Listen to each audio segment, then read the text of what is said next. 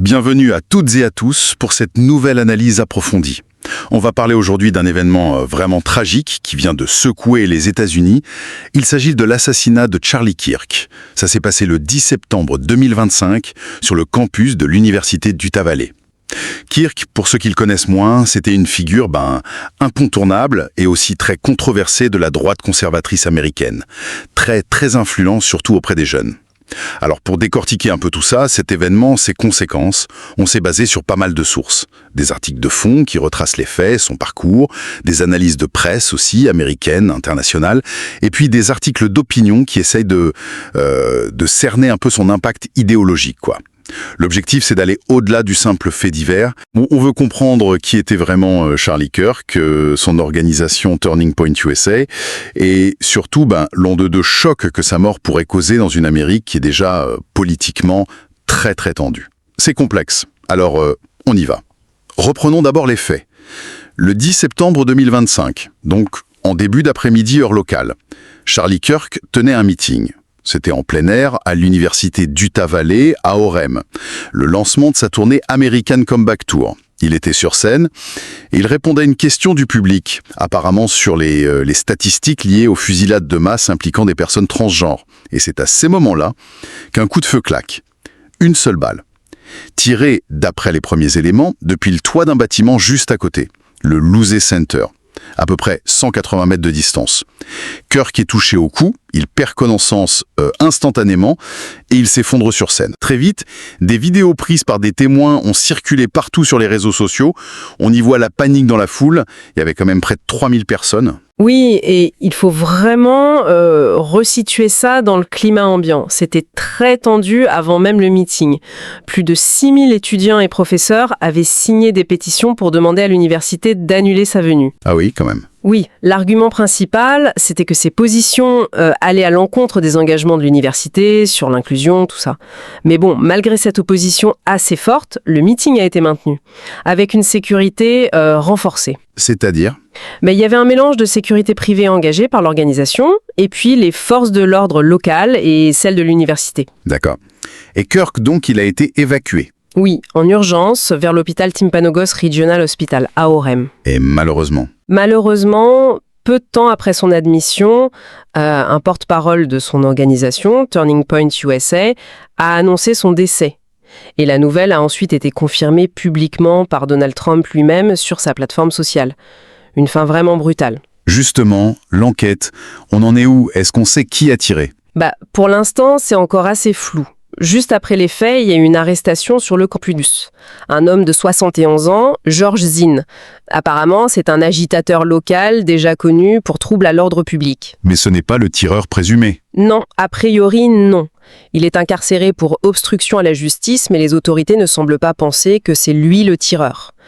Il y a aussi eu un autre suspect, Zakaria Qureshi, qui a été interrogé par le FBI, mais il a été relâché ensuite.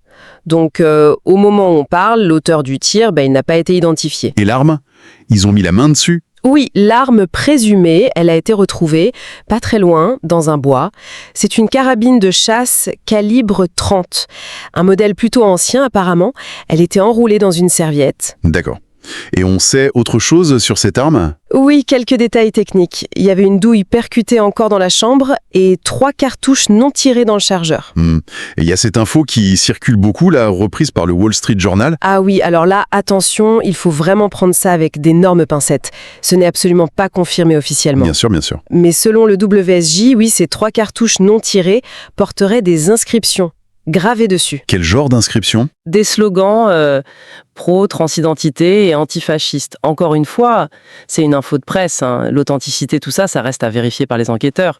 Faut être hyper prudent avec ce genre de détails qui peut enflammer les choses très vite. Évidemment. Et donc, comme le tireur court toujours, le FBI a réagi. Oui, dès le lendemain, le 11 septembre, le FBI a lancé un appel à témoins national. Grosse récompense à la clé. $100 000 pour toute information qui serait décisive. Et ils ont des pistes? Ils ont diffusé des photos d'une personne d'intérêt. C'est un jeune homme, l'air d'un étudiant, habillé tout en noir. Il a été vu près des lieux. Donc oui, la traque est lancée. Bon, Pour bien saisir l'impact de tout ça, il faut vraiment comprendre qui était Charlie Kirk, son poids dans le paysage politique américain. Il avait 31 ans et il était omniprésent dans la sphère conservatrice. On le décrit comme militant, personnalité médiatique, certains disent même figure d'extrême droite.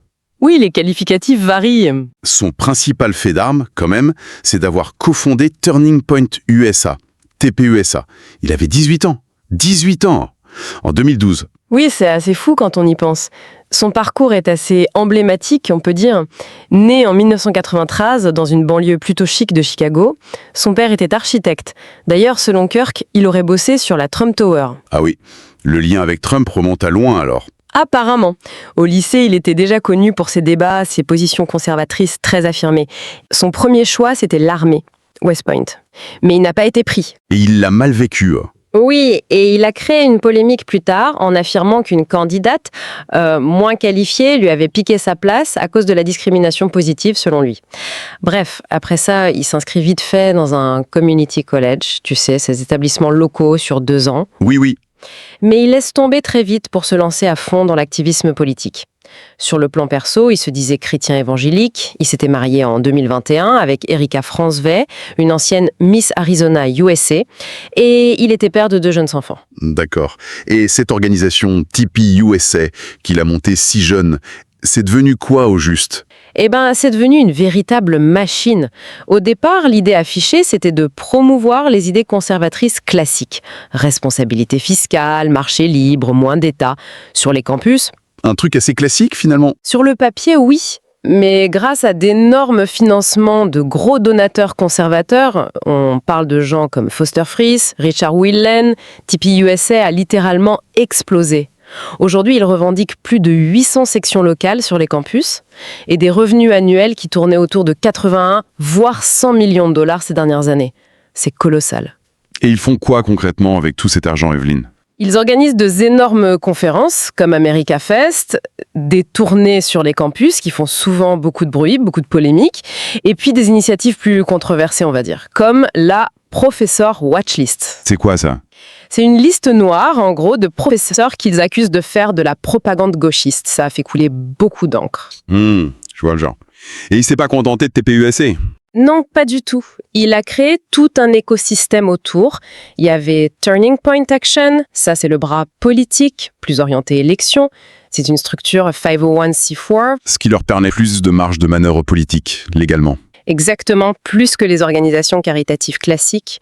Il a aussi racheté Students for Trump en 2019 et il a lancé Turning Point Faith pour mobiliser les leaders religieux conservateurs et même un think tank, le Standing for Freedom Center. Une vraie galaxie. Et lui, personnellement, il en vivait bien ? Disons que sa rémunération a suivi la courbe de croissance de l'organisation. Au début, c'était moins de 30 000 $ par an, mais ces dernières années, d'après les déclarations fiscales, on était plus proche des 400 000 $ annuels. Ah oui, quand même. Oui. Et d'ailleurs, il y a eu des enquêtes, notamment de ProPublica, qui ont soulevé des questions sur la transparence financière de tout ça, et on sait que Kirk avait fait l'acquisition de plusieurs propriétés assez chères. Ok. Au-delà de l'organisation, de l'argent, quelle était son influence politique réelle ? Sur Trump, par exemple ? Oh, elle était considérable. Kirk lui-même disait être un confident de Trump. Il allait jusqu'à dire membre de sa famille élargie. Ben, rien que ça. Oui. Et il a été super actif dans les campagnes de Trump. Il a aidé son fils, Donald Trump Jr., dès 2016. Et ce n'était pas juste un rôle de soutien médiatique, il y avait une stratégie derrière. Ah oui, complètement. C'était aussi un stratège. Son initiative Chase the Vote, par exemple, menée par Turning Point Action. Chase the vote, chasser le vote. C'est ça. L'idée, c'était de cibler très précisément des électeurs de droite qui, d'habitude, votent peu ou pas, surtout dans les États clés, les swing states, là où ça se joue à pas grand-chose. Et ça a marché. Difficile à mesurer précisément, mais certains, y compris dans l'entourage de Trump, pensent que ça a vraiment eu un impact. Notamment en Arizona, où Trump a gagné en 2024. Ça aurait contribué. Et sa méthode pour toucher ces gens, les jeunes surtout ? Les réseaux sociaux à fond. Les podcasts, les formats un peu viraux, comme ces débats Prove Me Wrong dans les campus. L'idée, c'était vraiment de court-circuiter les médias traditionnels et de parler direct à la jeunesse conservatrice. Et se définissait lui-même comme un guerrier culturel. Ça veut dire quoi concrètement ? Ça veut dire qu'il n'hésitait pas à aborder de front les sujets les plus clivants, les plus sensibles, la culture war américaine, quoi. Par exemple, le droit de porter des armes, le fameux deuxième amendement.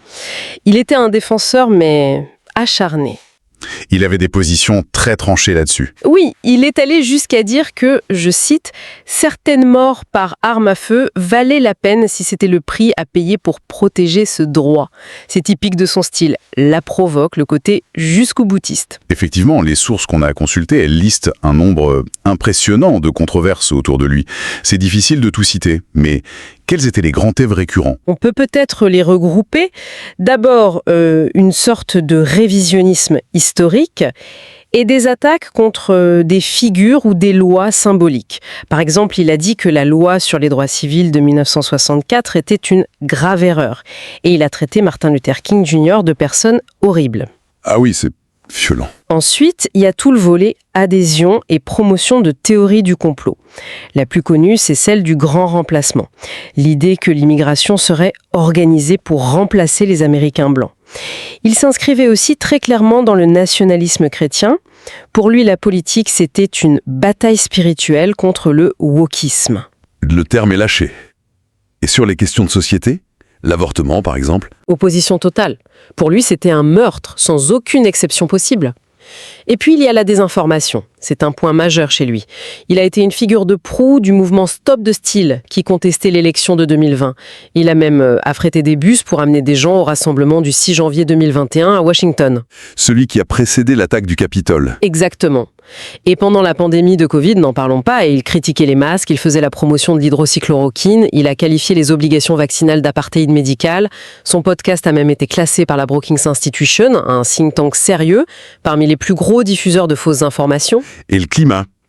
Climato-sceptique revendiqué. Il niait l'impact humain sur le changement climatique. Certaines déclarations sont vraiment dures, même choquantes quand on les lit. Ouais. Sur George Floyd, il l'a traité de salaud. Il a aussi défendu l'idée de rétablir les exécutions publiques. Les exécutions publiques. Ouais. Et il suggérait même que des enfants dès 12 ans pourraient y assister. C'est Glaçant. C'est glaçant. Est-ce que c'était juste des provocations isolées ou une stratégie? Difficile à dire, mais ça semble quand même relever d'une stratégie délibérée, pour capter l'attention, évidemment, pour souder sa base la plus radicale aussi, et peut-être surtout pour repousser les limites de ce qui est acceptable dans le débat public à droite, normaliser des positions qui étaient marginales avant. Et oui, les sources mentionnent très souvent des accusations de racisme et de misogynie basées sur ses propos répétés. Et à l'international, il avait des positions aussi marquées. Tout à fait. Très tranché. Il a minimisé l'invasion russe de l'Ukraine, parlant de différents frontaliers. Il a relayé de la propagande du Kremlin. Il s'est opposé à l'entrée de la Finlande dans l'OTAN, disant que c'était un pays très russe. Et il a même suggéré que les États-Unis devraient annexer le Groenland.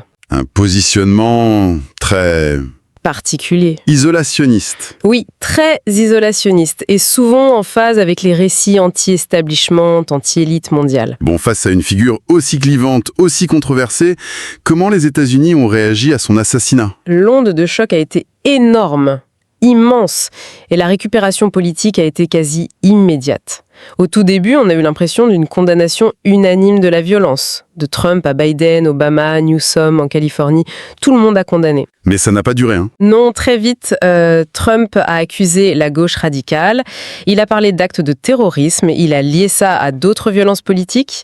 Et d'autres figures conservatrices comme Stephen Miller ou même Elon Musk ont tout de suite relayé ces accusations. Et de l'autre côté, chez les démocrates?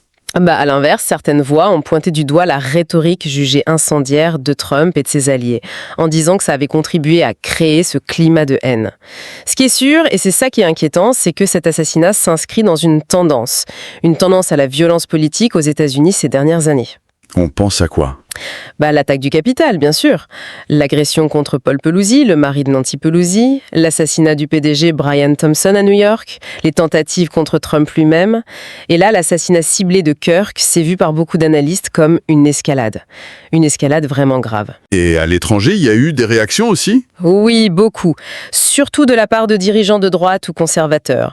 Giorgia Meloni en Italie, Viktor Orban en Hongrie, Netanyahou en Israël, Milei en Argentine. Même Keir Starmer, le leader travailliste au Royaume-Uni, a exprimé ses condoléances. En France, le Rassemblement national et Reconquête ont aussi rendu hommage. Et il y a eu une petite polémique au Parlement européen. Oui, un eurodéputé suédois, Charlie Weimers, a demandé une minute de silence. Ça a été refusé, ce qui a créé une petite controverse. Finalement, quel héritage il laisse ce Charlie Kirk et comment sa mort pourrait impacter le mouvement conservateur américain? Pour ses partisans, et ils sont très nombreux, il est déjà érigé en martyr. Le symbole est extrêmement fort. Tué en plein débat Prove Me Wrong, pour eux, c'est une attaque directe contre la liberté d'expression. C'est comme ça que c'est perçu. Et paradoxalement, ça pourrait renforcer son mouvement. C'est ce que pensent certains analystes, oui. Paradoxalement, sa mort pourrait galvaniser ses troupes, rendre son mouvement inarrêtable, pour reprendre l'expression d'un article. Ces méthodes de mobilisation, comme le chase the vote, pourraient devenir un modèle encore plus suivi, encore plus efficace pour la droite américaine. Mais au-delà de ça, Au-delà de ça, sa mort risque surtout de cristalliser encore plus la fracture américaine. Cette idée que la confrontation remplace de plus en plus le débat. C'est peut-être ça le plus sombre. Donc, si on essaie de résumer, on est face à une tragédie, bien sûr, mais une tragédie qui éclaire une figure vraiment complexe.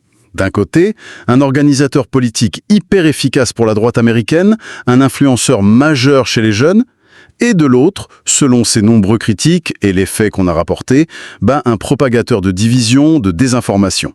L'enquête continue, mais les questions que ça soulève dépassent largement le cadre judiciaire. Absolument. Kirk, il était à la fois un produit de cette guerre culturelle américaine et en même temps, il en était un moteur, un accélérateur. Sa disparition brutale, elle laisse un vide certain dans le mouvement conservateur jeune, mais elle pourrait aussi, et c'est tragique, exacerber encore les tensions, la polarisation. C'est toute l'ambiguïté du personnage et de son impact final. Et ça nous laisse avec une question de fond, peut-être pour la réflexion de chacun. Au-delà de l'identité du coupable, est-ce que cet assassinat va marquer un tournant à l'USN? Est-ce que ça va changer la façon dont la jeunesse américaine s'engage en politique? Peut-être en la radicalisant encore plus. Ou alors, est-ce qu'il pourrait y avoir, au contraire, une sorte de prise de conscience sur les dangers de cette rhétorique de déshumanisation de l'adversaire? Une rhétorique que Kirk utilisait lui-même d'ailleurs, tout en la dénonçant chez les autres. Est-ce que la guerre culturelle américaine est entrée, avec cet acte, dans une phase encore plus sombre, encore plus dangereuse?